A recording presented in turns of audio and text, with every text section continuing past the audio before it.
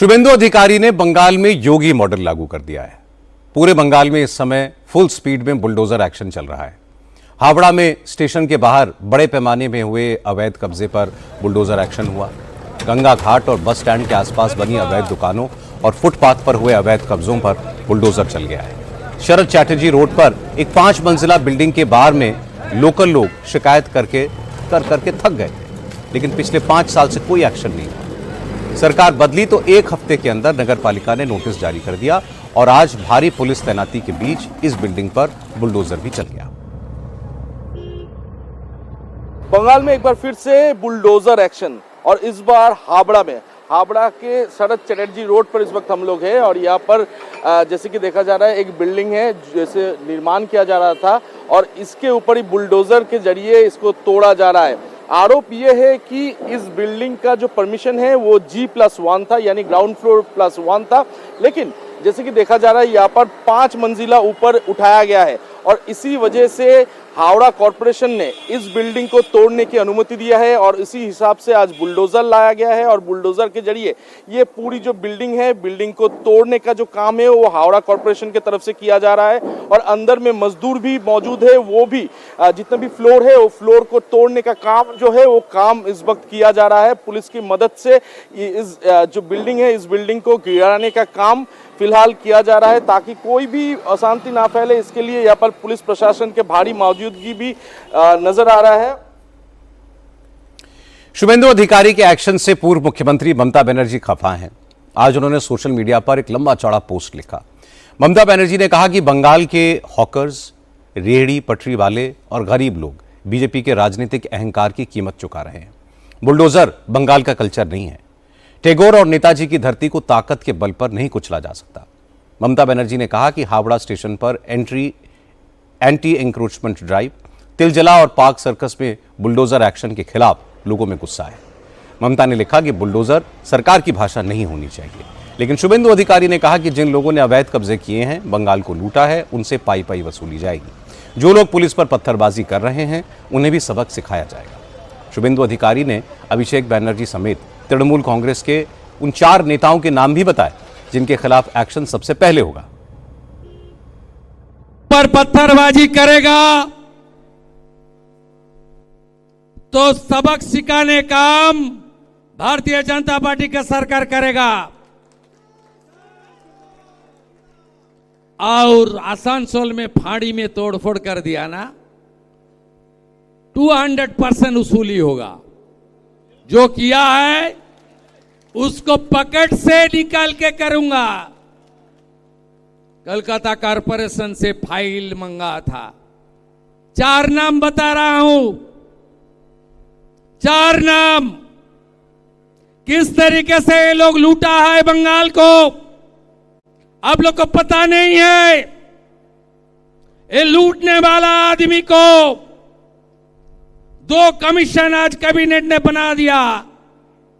एक में चेयरमैन है एक्स जस्टिस विश्वजीत बासु और दूसरा आरजीकर से लेकर कामदूनी पार्क स्ट्रीट से लेकर कौसबा लॉ कॉलेज से लेकर रामपुर हाट के शेड्यूल ट्राइब गर्ल चाइल्ड से लेकर बॉकटुइक में मुसलमान महिला से लेकर जितना भी मां, बेटी, बहन, दीदी के ऊपर अत्याचार हुआ उसको कानूनी तरीके से शिकंजा कसने का काम करेगा एक्स जस्टिस समाप्ति चटर्जी का कमेटी। छोड़ने वाला आदमी नहीं हूं हम लोग। मैं म्युनिसिपल अफेयर्स का सेक्रेटरी और केएमसी का कमिश्नर को बताया 4 नाम लेकर।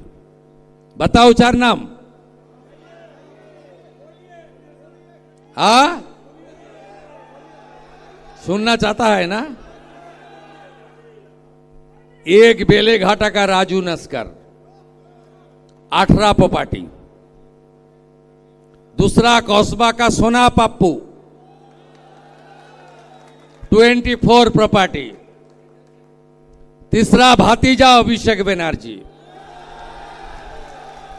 लिप्स एंड बाउंस का 14, अपने नाम में 4 पिताजी का नाम में और भी 24 प्रॉपर्टी।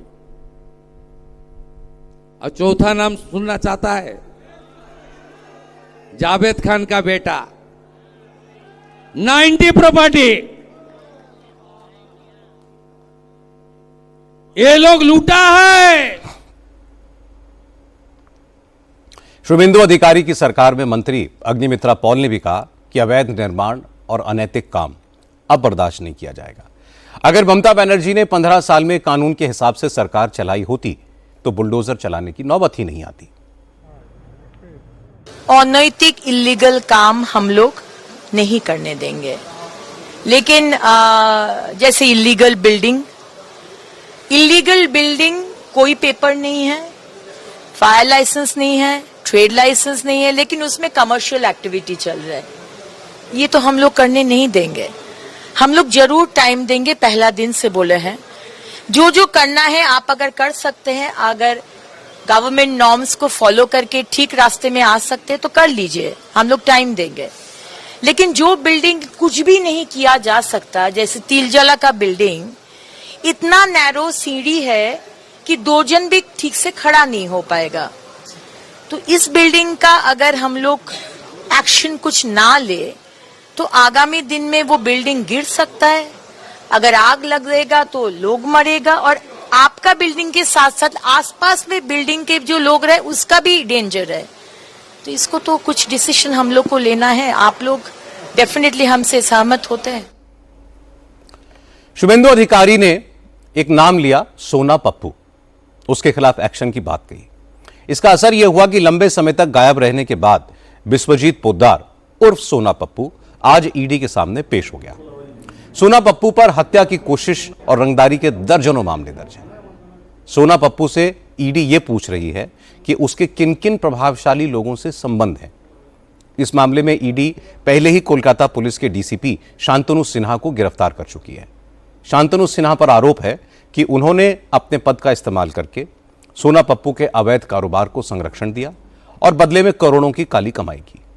बीजेपी नेता दिलीप घोष ने कहा कि ममता राज में बंगाल में बहुत पाप हुआ, लेकिन अब सरकार बदल चुकी है और हर चीज का हिसाब होगा। बार बार हम बोलते हैं कि बंगाल का हालत जम्मू कश्मीर से भी खराब है, पता चल रहा है, लेकिन भूल जाना चाहिए, नहीं भूलना चाहिए कि सरकार बदल गया है, कल्चर बदल गया है। वही फर्क साक्षात है। जहाँ रामनवमी में किसी बस में एक और ओंकार का झंडा था, उसको उतार दिया गया, ये हम भूले नहीं हैं। सबका हिसाब होगा। कई जगह टीएमसी ऑफिस से आधार कार्ड, वोटर कार्ड मिला है बंच में, इसलिए हमारे कार्यकर्ता छापा मार रहे थे टीएमसी का ऑफिस में। ऑफिस कब्जा करने का हमारे कोई उद्देश्य नहीं है, बहुत पाप काम हुआ है वहाँ, लेकिन इस प्रकार गैरकानूनी काम जो हो रहा था वो भी मिला है बंच ऑफ कार्ड्स। ये क्यों होगा? पार्टी का दफ्तर में क्यों मिलेगा आधार कार्ड और वोटर कार्ड? इसीलिए ये सब का भी हिसाब किताब होगा। वंदे मातरम देखिए, बंगाल की एक ऐसा उद्गार था जिसे लाखों लोग रास्ता में आके स्वतंत्रता की लड़ाई की, गोली खाई, जेल गए, फांसी में चढ़ते समय भी वंदे मातरम बोले।